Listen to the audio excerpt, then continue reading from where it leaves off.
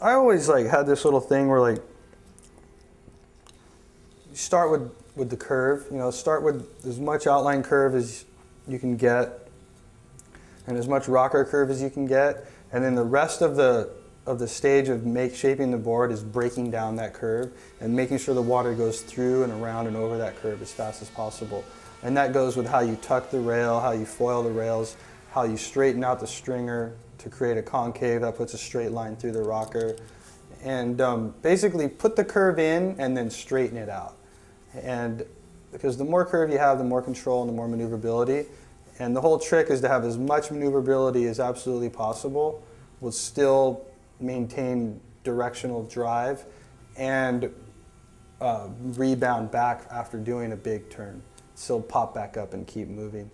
So I've always kind of just put all the curve in first and then straighten it out and foil it, and it's kind of it's hard to explain it, but it's easy. That's how I describe it. That's always been my theory, is put all the rocker in and then do all the tricks I can to make that rocker look faster and straighter and sleeker.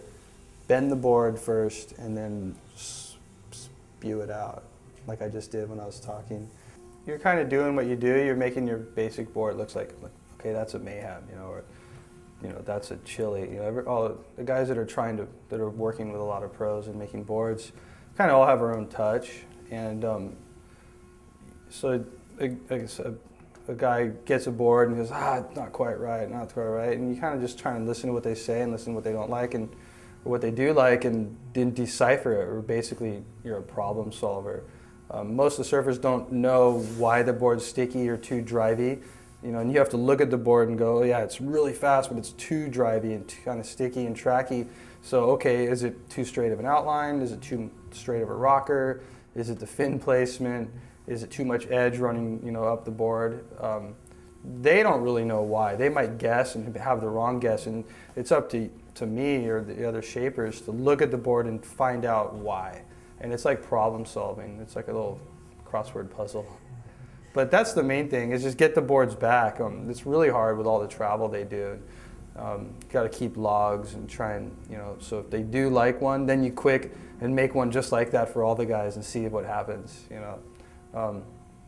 But it's a lot of tracking, paying attention to what you've done, and problem solving, guessing what needs to be changed, what part of the board to get it right. And then when you get one right for a guy, you just start feeding him that one over and over, and hope you stay consistent.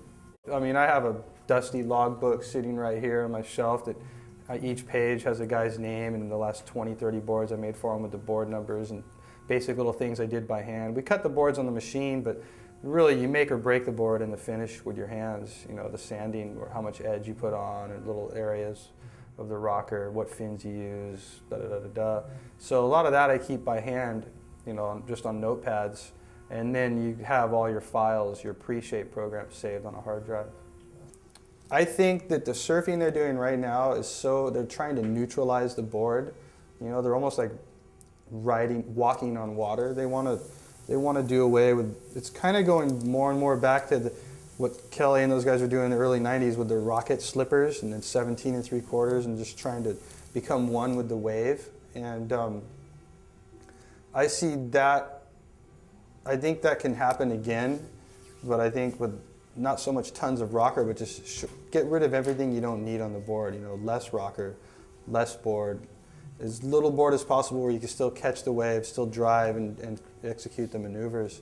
Because the best maneuvers, you know, whether it's Taylor Knox or Taj Burrow or any one of those guys for that matter, is when they're fully burying their board on a turn, you know, just completely to the stringer, half the board in the water, completing the turn that way. Like snowboarding in powder. You're completely burying your board and there's just a big flume of powder going by your face. And you know, average surfers, for us to catch waves and do and compete for waves and ride waves, we're riding boards that have so much volume we can't really even execute those kind of turns.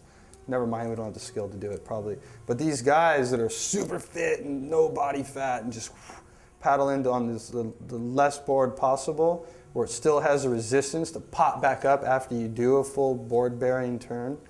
I think there's something to be had there, and I think other people are working on it. There's a lot of great shapers out there, and I think someone's going to come up with something. I mean, I'd never dealt with any company or business in my life that was so perfectly run as Clark Foam. I mean, they made it so easy for us. And when they went out of business, it was almost like your parents throwing you out of the house when you finished high school. It's like, okay, now you're on your own. And it was really a well-oiled machine that it was run so well that they kept the prices artificially low, which benefited us as manufacturers, and just put up a blockade, like the English Channel against anybody else coming in and trying to set up shop and make blanks. Well, with them gone, now it's just like the gloves are off, and everybody last year, 06 and 07, everybody jumped into the blank business, and it was a nightmare. As a manufacturer, it was a nightmare. The dust is kind of settled. There's a few guys making now that are kind of locked in and making a good product, and I think that where we ended up is the foams we're using now for traditional boards are harder. They have a higher strength to weight ratio, which is ironic because that was like Clark's mantra, high strength to weight ratio foam. But the stuff we're using now is kind of Australian influenced and the different brands we use, it's all higher density for the same. It's as hard as the old like green Clark foam, the heavyweight Clark, but it's as light as their ultralight foam was. It's harder to shape, it's more volatile, you get more seconds from all the new companies. We've done a lot of work with more exotic stringers, different laminates and plywoods. And what it's all come down to is a lot more work and headache for the manufacturer, but the end result for the customer is traditionally made boards are definitely stronger and will last longer than they were in the Clark era. But with that said, the prices to make them has gone up about the same level. So if boards are 25% more than they were in 05 now, they're about that much stronger. It might last that much longer.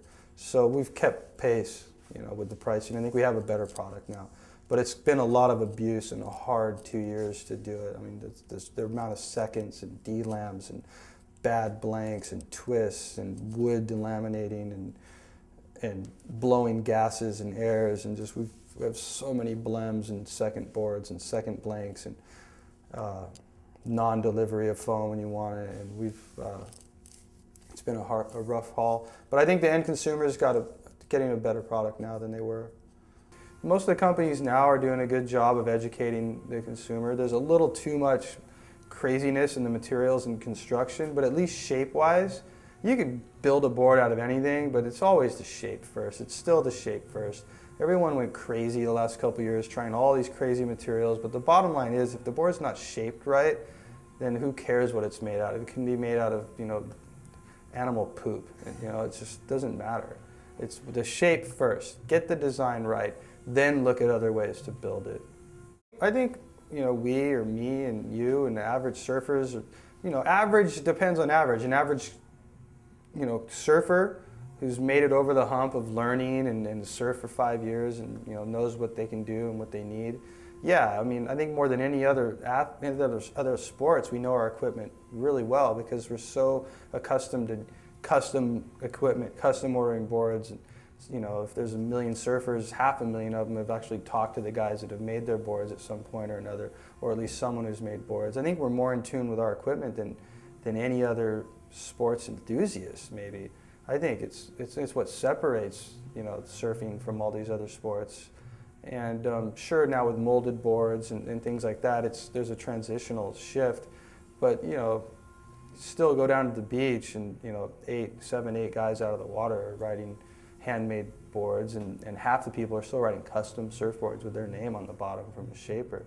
Maybe not half, but I think guys know pretty good. I think most guys can put a board under their arm and go, I don't know about this one.